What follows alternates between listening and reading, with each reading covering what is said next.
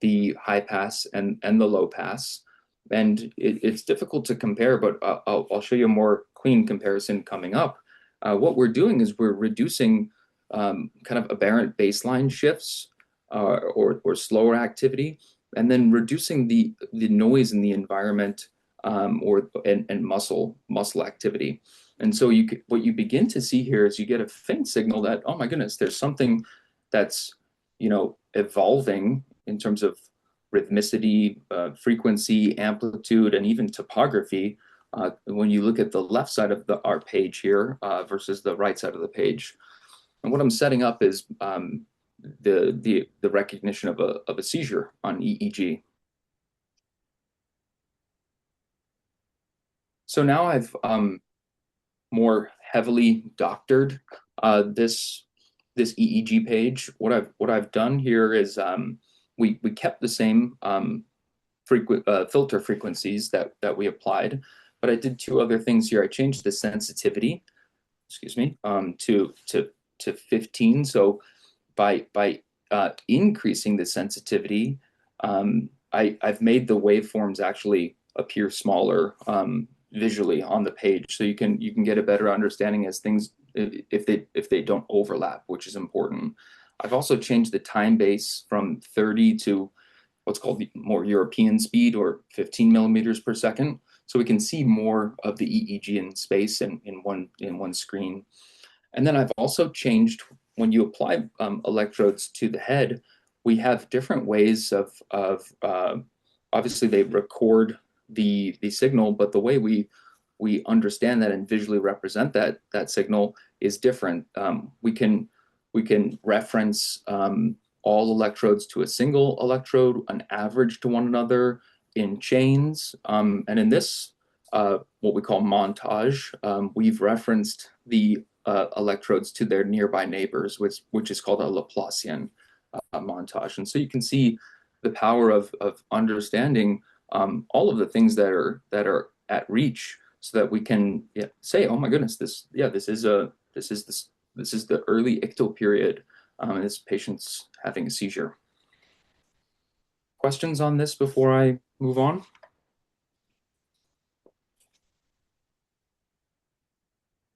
Can you say something about that little or that big block there in the beginning? What is that? Is that EEG an artifact, or because towards the last half we have kind of clear frequencies, but we have kind of one third in this page we have this kind of big deflection. Yeah, I wish I showed it in a little bit of a better visual representation, but this is likely slow eye closure or an eye blink, if I had to say. It relates to something called the Bell's phenomenon. Your eye, in and of itself, like the spheric globe, has a charge in the retina in the front, which is positively charged. But unknown to most, and I remember learning this for the first time, when we all blink or when we close our eyes, we have like kind of an auto cleaning mechanism to the retina in front of our eyes. Our eyes kind of wash themselves and drift back and go into the back of our head to get to clean, to put solution all over them and then refocus. So we take that opportunity. The electrodes, FP1 and FP2, are typically very anterior on the frontal part of the head, and the notation is such that a negative charge is represented with an upward deflection on EEG, and a positive charge is designated with a downward deflection. So when the positive charge of the retina drifts back and looks more directly at that EEG electrode, you can actually see that on the EEG, which is pretty cool.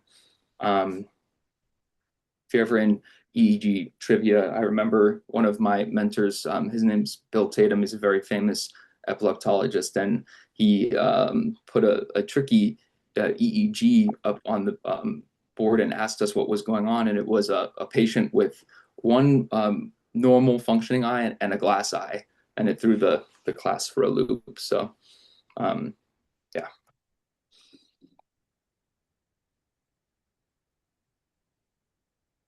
So we're gonna kind of follow this trail, but show some more features of what I do. Well, a good example is in neonatal EEG. So in newborn, early born babies. What's different about, there's a lot of things that are different about neonatal EEG. One, the patient is just smaller. So you can't apply a dense array of electrodes like we typically do in the previous example. You have to use a more selective sampling. And you see that reflected here. It is more hemispheric symmetry that we're comparing, as you can see from the odd numbers and even numbers. And then, at least as far as I've been taught, neonatal EEG was discovered and researched and understood first by the French, and the overall kind of baseline in terms of their understanding was reading at a time base of 15. So by convention, we look at EEG at a time base of 15 millimeters per second. It will make sense in a second, because things in neonates, when concerning, can often be on a page-to-page basis, very bland, and seeing more of the EEG as it over time can be very helpful. So this would be a stretch, but does anyone want to call out if they see anything that might be a signal that they would want to pursue and understand more in terms of this page? You could call out just the line or a relative location.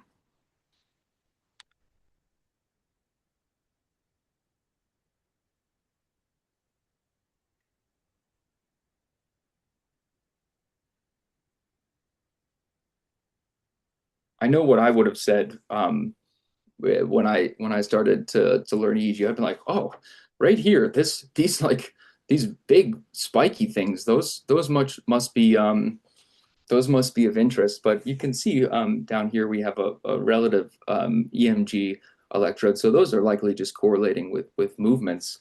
What I'll hopefully show you in better detail coming next is a very slow and relatively small amplitude progression of these sharp waves or spikes that is occurring more in the right central occipital region, towards the right side of our page. And here you can see, oh my goodness, I can see more clearly what he's talking about. We can see this go by. Compared to the first seizure that we saw, this is confusing for a lot of people who are getting oriented to the field of neurology, because we're taught that seizures, something meets the criteria of a seizure if it evolves in amplitude, frequency, topography. We typically talk of that, in adult seizures or regular seizures, if you will. You can see that evolution occur over just a number of seconds. Not as clear in neonatal EEG because of the time it takes for things to unfold. So on a page-to-page basis, it can be more difficult to recognize neonatal seizures. Yeah, my comment was not to your volume, Doug. It was somebody had a question. So can you ask your question a little louder? Yeah. What's the EMG that you're talking about? Like, Oh, the EMG here is an electrode which is placed intentionally over a muscle belly, and in neonates we place it over the chin. There's a muscle here called the mentalis muscle, and it has resting tone in it throughout baseline. So it's a location of interest, because if you have dropout of tone, it can be a clue in terms of what state the patient's in.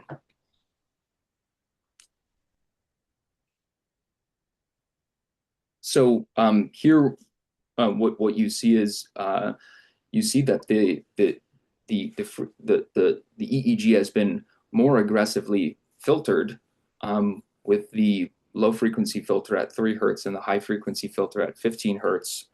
And the time base has been moved to 5 millimeters per second. And thus you're going to see a lot more of the recording in a window. In addition to kind of the more salient features of this pattern that is of interest here. And now kind of going back to my convention of the features of a seizure, you can see how it applies, but without kind of mentally or in your mind's eye identifying these signals and following them, it would be very hard to recognize or to know what to follow on a page-to-page basis. This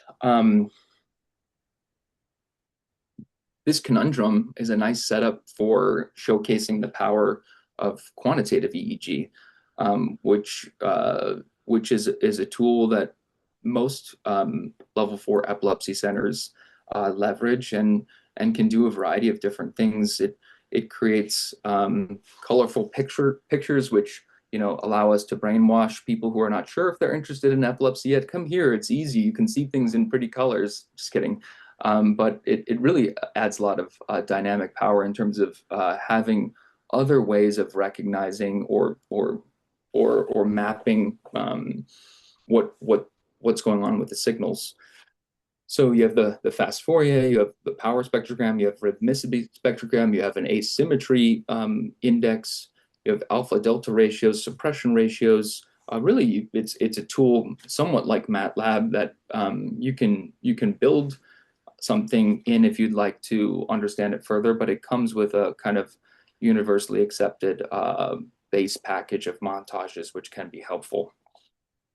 So if you ever came up to visit me in the epilepsy monitoring unit where our technologists work, across our kind of, war room of screens, you'll see montages of quantitative EEG, which look like this literally across the wall. Here, what I'm showing is the power of understanding more data in kind of a more palatable or for humans, something that you can see. So I've taken 16 hours of recording here, and we've jammed it into one window so that we can see the fast Fourier spectrogram. We've kind of allocated it into different quadrants: left anterior, right anterior, left posterior, right posterior, in addition to the rhythmicity spectrogram, which is here, and the amplitude integrated EEG. And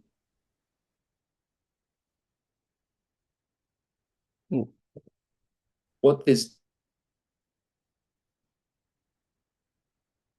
tool signals which are of interest where a seizure may be occurring.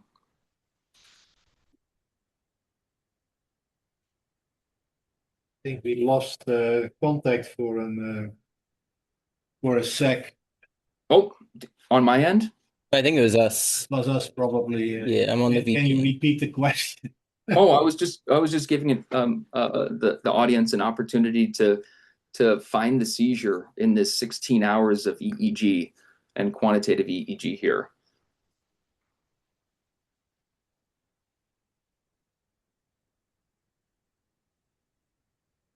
Well, Naylis, what do you think?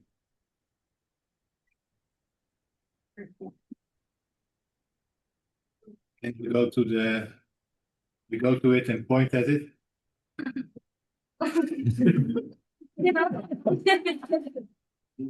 guess it's more grounded. Oh, yeah. Yes, that's the thing. I can do that. But it's a grounded.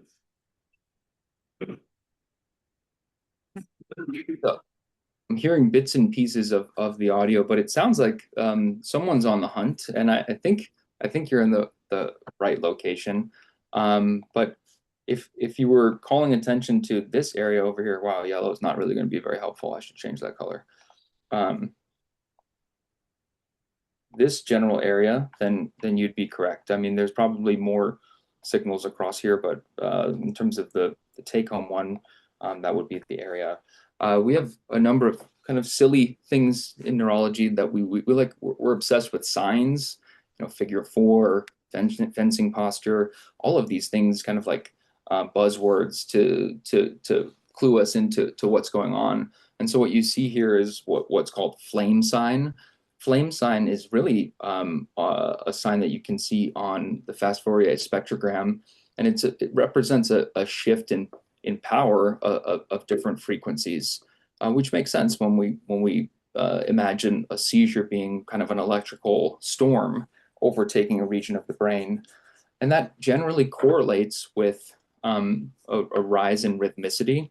You can see the associated change on the rhythmicity spectrogram here with a denser band. Then finally, another maybe silly sign, which is sometimes referred to as curtain raising sign, almost as if you were watching a show at a theater, which can designate the amplitude integrated EEG power changing.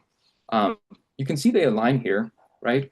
When we look at this and we look over in time, we understand that this is a seizure which goes across from one part of the brain and to the other side, which is a common feature in neonatal seizures. So when you look at the labeling here, we have the left anterior, right anterior, left posterior, and right posterior, and our earliest, flame sign with power shift is on the right side of the brain. As we go visually track down from here, we see that checks out on the rhythmicity spectrogram. Oops, excuse me. Go back one. And furthermore, you can see that shift in terms of the amplitude integrated EEG. Silly way for remembering this is the colors are supposed to.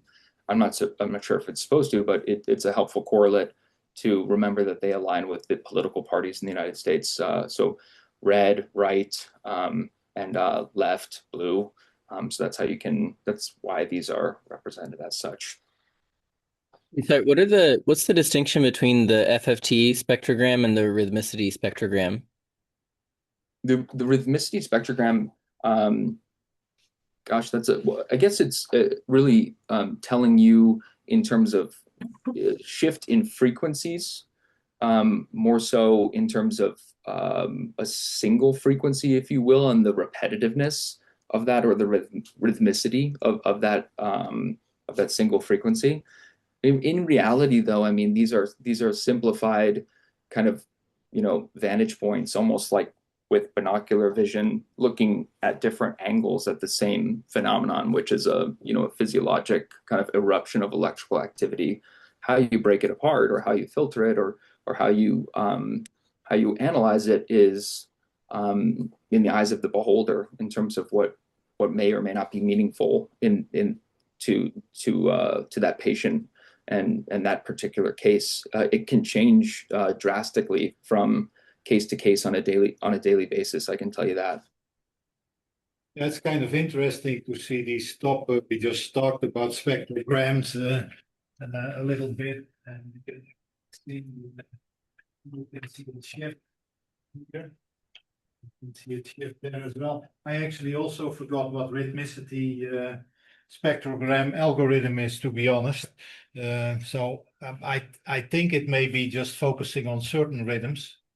And then the lower ones, the integrated EEG, is basically taking the average, so it's almost an extreme smoothing algorithm that we have been talking about, and there are a little bit of a change in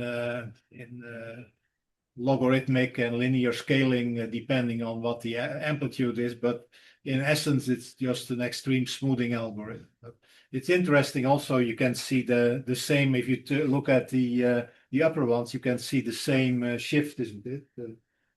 This is very interesting interesting record. How much time would this take you, Doug, if you didn't have this to find this seizure? If you had to kind of go through the whole record? Oh, usually 40 minutes per roughly 12-hour block. The which is suboptimal. Really, though, in terms of a clinical correlation, right? What this does is this allows for a visual representation, so you can see kind of how the patient's done on a day-to-day level. And these are signals that if they can be, this apparent on a montage, surely you can set a threshold for an alarm to go off. So I think that's one of the most powerful features of this is that if you're in a busy environment and you're being pulled in a variety of different directions, you can preset thresholds for an alarm to go off so that the technologist can then go back to the raw EEG, go back to the signal and determine, hey, was our detection there reliable or unreliable, and should we call the clinical team and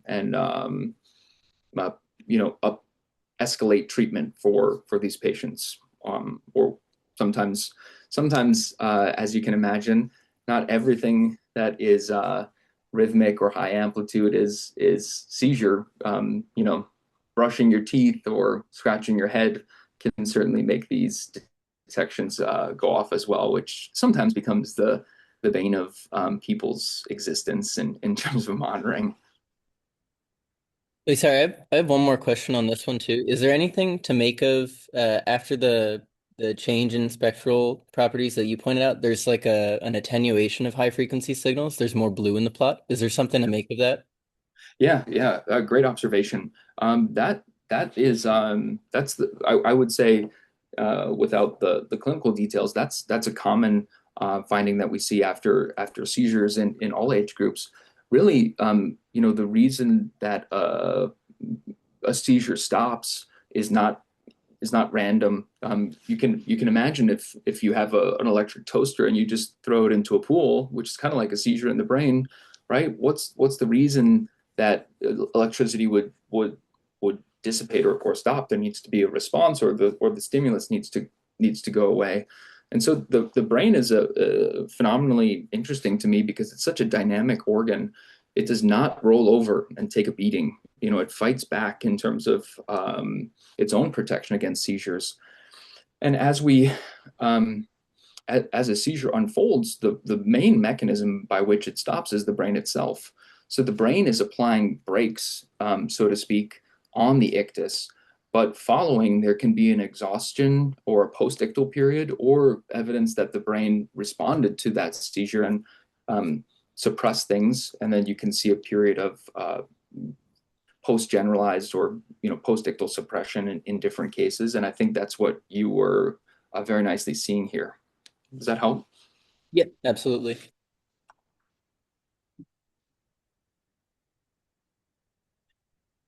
That was a nice discussion. These are other examples of nice detections. You can see how even in some cases there's a field which is over both sides of the brain, but there's a chief driver in terms of where the seizure is occurring and where the other electrodes can appreciate that field. And basically what I'm saying is that the band of blue here is higher than the red, and that's not random. These are things that we pay a lot of attention to. In addition to the relative asymmetry spectrogram having this dense blue band down here, so concordant information there.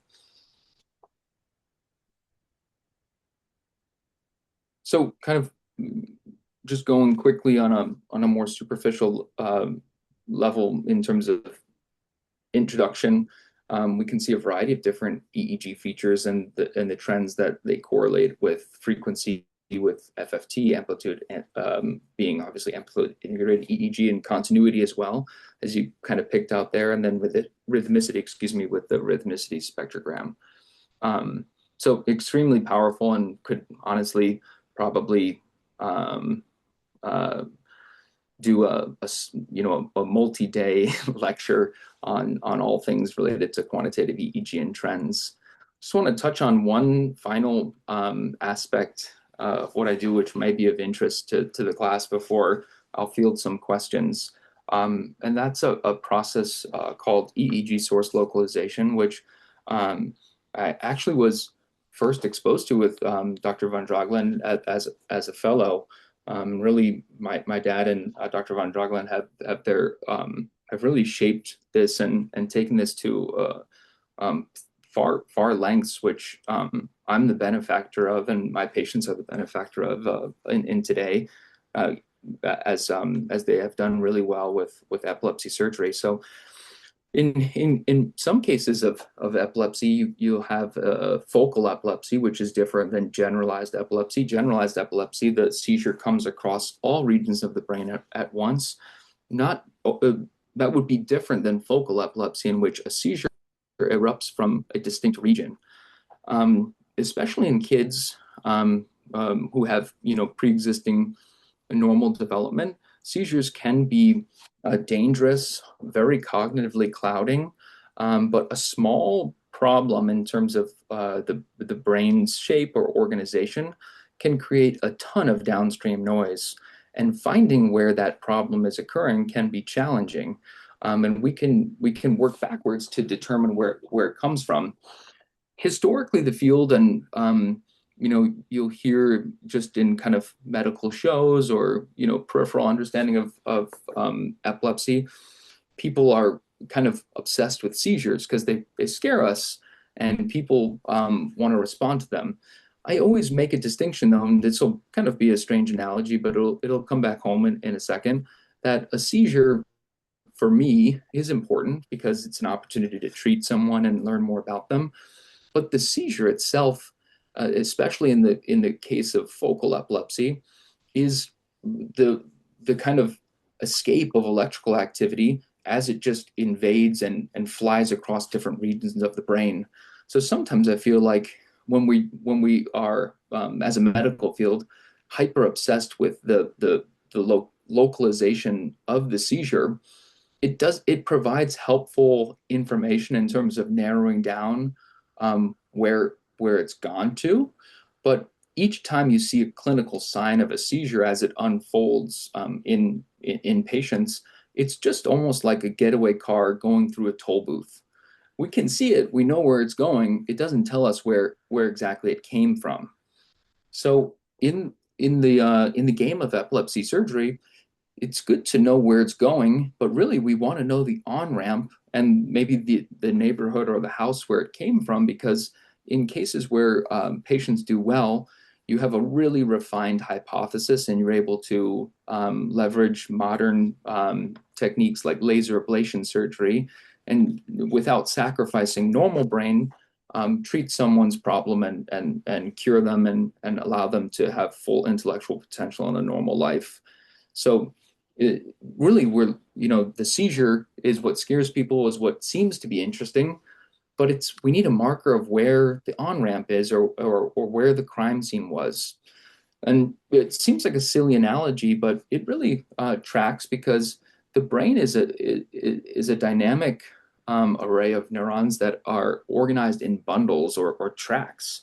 And this is diffusion tensor imaging, which is kind of nicely represented here in a 3D format. And you can see these tracks as they're organized pretty arbitrarily amongst all of us. And so when we have a seizure, put a lesion, a small grouping of abnormal cells anywhere in the brain, as it flows outward, it's going to hit one of these highways. And typically that's when we see quote unquote seizure semiology. But the pathway isn't necessarily abnormal. We need to track back and find where it came from. So here's an example of an EEG. This is not a seizure, but this is a real patient that I take care of. This is a young boy with a really challenging course of focal epilepsy. And what we see here is we see it's faint, but there are sharp wave discharges, which are in the right anterior quadrant, or really the right frontocentral region. And understanding these small pops or small snap, crackle, and pops of electricity is far more meaningful in our experience than chasing kind of the downstream noise of the seizure itself. So here I've showcased that same signal in average referential format. It's just a different way of arranging the electrodes again to see what you're looking at. Now, going back to the tools that we use, this is a spike detector. So the program, quantitative EEG programs, oftentimes can detect what may typically be a phase reversal, which is where you have kind of these sharp waves which are oriented towards one another. That means they share a common electrode, and the source of abnormal signal may be coming from that region. What I'm showing here, though, is a voltage plot of one of these selected spikes, this one in particular.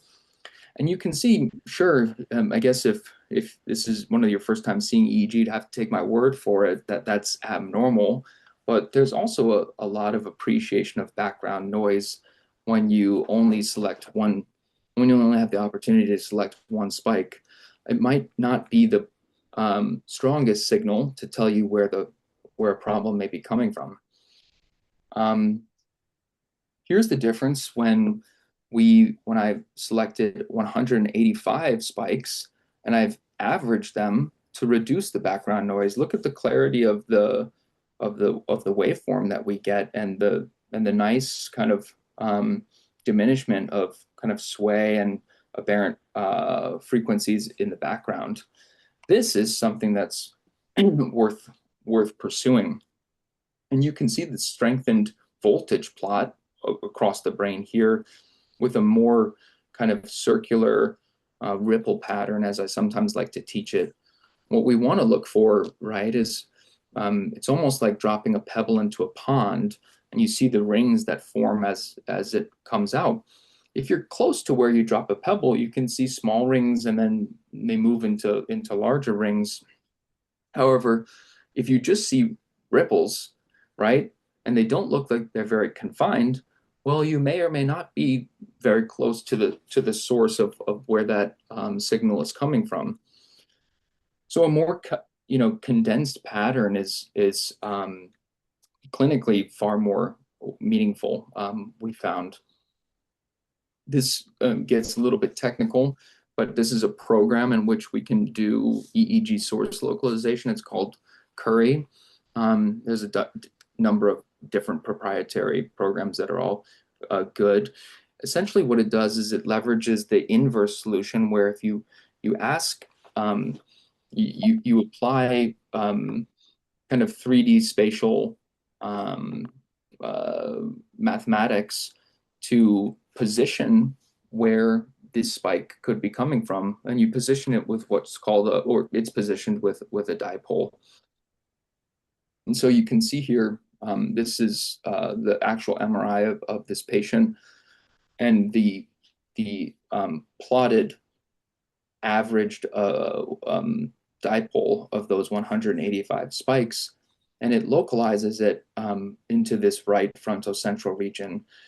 This dipole is a structure that its orientation matters. It looks, if I draw it over here, oftentimes like sometimes taught as like an ice cream cone, where the orientation, or a flashlight as it's taught sometimes, if this is the bulb and the light coming out, this orientation points to the field where the maximum negativity is appreciable. So you get a sub-lobar, or a more precise understanding of where a problem may be occurring from. You might ask what the green was here. When I first met this patient, I thought I saw a visually suspicious lesion before I had the EEG. So I placed on the MRI itself markers just for myself to cross compare what I thought may be abnormal and then compare the source localization to see if there was concordance there.